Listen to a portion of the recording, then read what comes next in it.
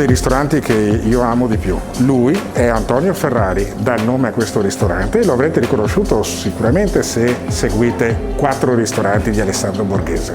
Ma dopo tutto questo successo, ti sei montato la testa, Antonio?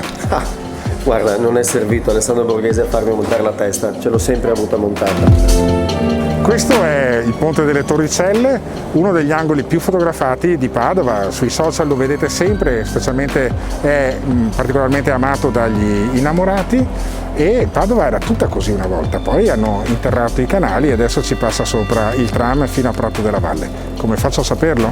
Vi mostro dove sono andato a leggere la storia di Padova. Questo è il caffè letterario Treccani e qui dentro c'è l'intera enciclopedia, quella più famosa d'Italia. Io qui al caffè mi sento talmente a casa mia che mi servo da solo. D'altronde su questo tavolo ho anche fatto alcune dirette radiofoniche, però io ci vengo non tanto per l'amicizia ma per il pancake, la colazione ma anche lo spuntino americano, e come diceva Alberto Sordi, a pancake mai provocato e mo te distruggo.